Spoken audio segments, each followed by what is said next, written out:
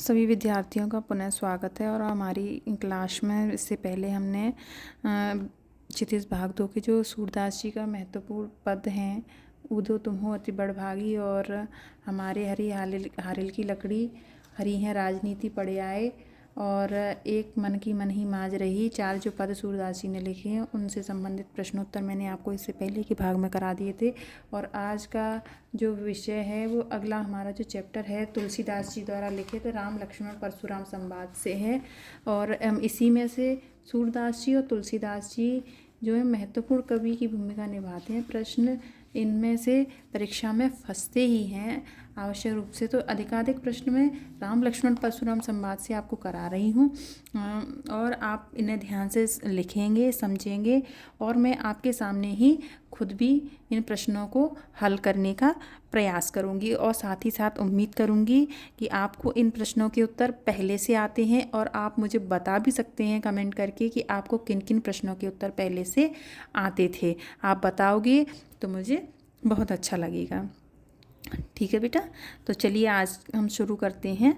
राम लक्ष्मण परशुराम संवाद तुलसीदास जी का है। इसकी भूमिका जैसा कि आपको पता है कि जो विश्वामित्र के साथ राम लक्ष्मण जी वहाँ पर परशुराम पे सीता स्वयंवर में पहुँच गए थे, वहाँ कोई धनुष नहीं तोड़ पा रहा था। और फिर जब जो जनक जी थे वो परेशान होने लगे कि कोई ये धरती वीरों से विहीन हो गई है क्या। तो ऐसा सुनने पर लक्ष्मण जी नाराज़ हो गए कि जहाँ क्षत्रिय कुल के बैठे हों वहाँ इस तरीके की आप शब्द नहीं बोलने चाहिए। और भगवान श्री राम की ओर उन्होंने संकेत किया कि प्रभु राम की आज्ञा हो तो मैं इसे 1 मिनट में ही तोड़ दूं, लेकिन मैं ऐसा नहीं करूंगा। तो उनके जो गुरु थे उन्होंने कहा कि आप शांत रहो। फिर उन्होंने राम जी को भेजा कि राम जी से कहा जाओ जाके धनुष पर प्रत्यंचा चढ़ाओ। तो उन्होंने धनुष को जैसे ही उठाया और भंग हो गया। इससे जो परशुराम जी थे वो काफ़ी क्रोधित हो गए। क्रोधित होकर वो क्रोध में सीता जी के स्वयंवर में आ गए। स्वयंवर में आने के बाद उन्होंने क्रोध करना शुरू किया। और यही सब चीज़ हमारे इसमें है राम लक्ष्मण परशुराम संवाद में, रामचरितमानस से लिया गया है। चलिए शुरू करते हैं इसके प्रश्न और उत्तर। राम लक्ष्मण परशुराम संवाद में किस छंद का प्रयोग हुआ है। तो किस छंद का ज़्यादातर रामायण में क्या क्या मिलती हैं, चौपाई मिलती हैं और दुआ मिलती हैं। क्या क्या मिलती हैं, चौपाई। ज़्यादातर क्या मिलती हैं, चौपाई और दोहा। दोहा छंद का प्रयोग हुआ है। राम लक्ष्मण परशुराम संवाद में किस रस की प्रधानता है, वीर रस की प्रधानता है। ठीक है बेटा, वीर रस की परशुराम संवाद जो है उसमें वीर रस है। कहाँ से लिया गया है परशुराम संवाद, किस कांड से लिया गया है। तो सभी को पता है बाल कांड से लिया गया है। अब गोस्वामी तुलसीदास जी की मृत्यु कहाँ हुई थी, किसी को पता है तुलसी जी की मृत्यु कहाँ हुई थी, कमेंट करके मुझे ज़रूर बताएं। काशी में। सीता स्वयंवर में राम लक्ष्मण किसके साथ आए थे। अभी मैंने बताया था ना, गुरु थे उनके विश्वामित्र। किसके साथ आए थे। आप पूरा प्रश्न लिखेंगे, मैं जल्दी में वीडियो में केवल जो उत्तर की शब्द है उसी को बता रही हूँ। आप ऐसे लिखेंगे, सीता स्वयंवर में राम लक्ष्मण विश्वामित्र जी के साथ आए थे। भगवान श्री राम ने किसके धनुष को तोड़ा था। तो भगवान श्री राम ने भगवान शिव के धनुष को तोड़ा था। अगला प्रश्न है, राम लक्ष्मण परशुराम संवाद किस घटना के कारण हुआ। तो लिखेंगे आप, राम लक्ष्मण परशुराम संवाद शिव धनुष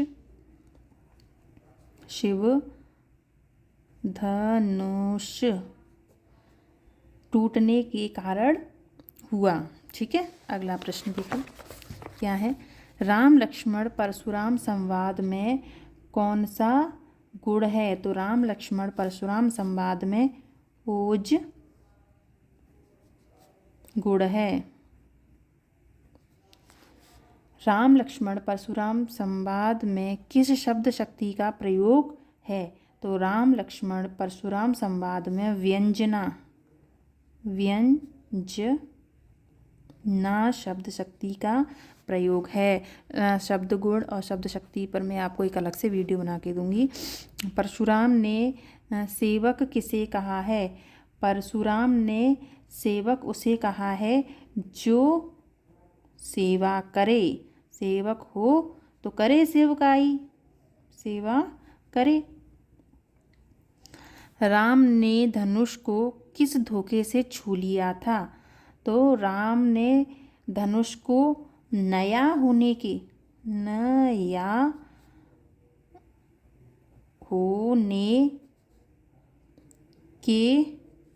धोखे से छू लिया है। तो कहते हैं कि लक्ष्मण जी कह रहे थे कि भगवान राम का कोई दोष नहीं, उन्होंने तो उसको नया समझ के हाथ लगाया, लेकिन उन्होंने जैसे ही इसको हाथ लगाया वो टूट गया। लक्ष्मण को शांत रहने के लिए किसने कहा? तो लक्ष्मण को शांत रहने के लिए भगवान श्री राम ने कहा। सहस्त्रबाहु कौन था? सहस्त्रबाहु एक राक्षस था। ठीक है। तुलसीदास ने भृगुकुल का ध्वज किसे कहा है? भृगुकुल का ध्वज कहा है परशुराम को। आप ये सारे प्रश्न बहुत अच्छे से याद करेंगे, इस वीडियो को देखेंगे 2-3 बार तो ही आपको सारे प्रश्न याद हो जाएंगे। इससे सरल तरीका कहीं हो नहीं सकता, इसीलिए आप ज़्यादा से ज़्यादा बार इस वीडियो को देखने का प्रयास करेंगे। भृगुकुल केतु किसे कहा गया है? भृगुकुल केतु परशुराम को कहा गया है। परशुराम को, क्योंकि वह किसमें? भृगु के कुल में पैदा हुए थे, इस कारण उनको भृगुकुल केतु कहा गया है। परशुराम के क्रोध को किसने शांत करने का प्रयास किया? तो श्री राम जी ने। लक्ष्मण ने सभी धनुषों को कैसा बताया? लक्ष्मण ने सभी धनुषों को एक समान बताया। परशु का अर्थ क्या होता है? परशु का अर्थ होता है फरसा। परशुराम के सिर पर किसका ऋण शेष था? परशुराम के सिर पर गुरु का ऋण शेष था। ऐसे ही मैं आपको सारे जो काव्य आधारित गद्य आधारित प्रश्नोत्तर हैं सभी को मैं करा दूंगी। बस मैं उम्मीद करती हूँ कि आप ये सारे वीडियोस ज़रूर देखें, जिससे आपको हिंदी विषय में 100 में से 100 नंबर आने ही चाहिए हर बच्चे के। मैं बस इतना ही चाहती हूँ और मेरा आगे कोई उद्देश्य नहीं है। शूरवीर को अपनी शूरता कहाँ प्रदर्शित करनी चाहिए? कहाँ करनी चाहिए? युद्ध भूमि में। कहाँ करनी चाहिए? युद्ध भूमि में। तुलसीदास किस काव्यधारा के कवि हैं? तुलसीदास जी राम भक्ति काव्यधारा के, ठीक है, राम भक्ति काव्यधारा के कवि हैं। तुलसीदास जी के गुरु कौन थे? तुलसीदास जी के गुरु थे गुरु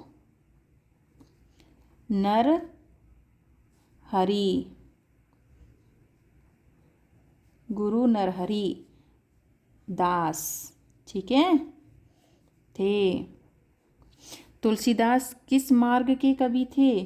तुलसीदास जी राम मार्गी शाखा के कवि थे। राम मार्गी। तुलसीदास कृष्ण मार्गी। तुलसीदास जी को राम भक्ति का मार्ग कैसे मिला? कैसे मिला? क्योंकि उनके गुरु जी क्या थे? राम भक्त थे, तो उनके गुरु से ही उन्हें राम भक्ति का मार्ग मिला। तो कैसे लिखेंगे इसको? गुरु कृपा से। तुलसीदास के काव्य में किन किन रसों की प्रधानता रही है? तो लिखेंगे शांत। जो भक्ति के पद होते हैं या काव्य होते हैं उनमें ज़्यादातर शांत रस पाया जाता है, और करुण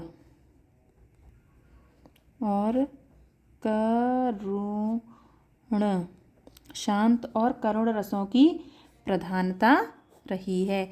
बालक बोध बदो नहीं तो ही में कौन सा अलंकार है?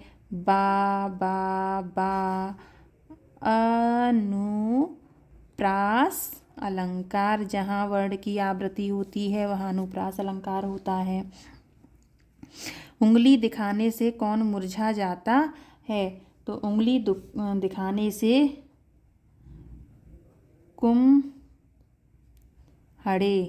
कुम्हड़े का फूल मुरझा जाता है। ठीक है बेटा, ये तो आपके क्या हो गए, राम लक्ष्मण परशुराम संवाद के प्रश्नोत्तर हो गए। चलिए, इसका मैं थर्ड पार्ट भी आपके लिए लेकर आ रही हूँ। आपको उम्मीद है मुझे सभी बच्चों को अच्छे से समझ में आ रहा होगा और आप अच्छे से पढ़ाई करना मन लगाकर, और जो भी आपको समझ में नहीं आ रहा है मुझे कमेंट करके बताना। और मिलते हैं आगे की वीडियो में। ठीक है।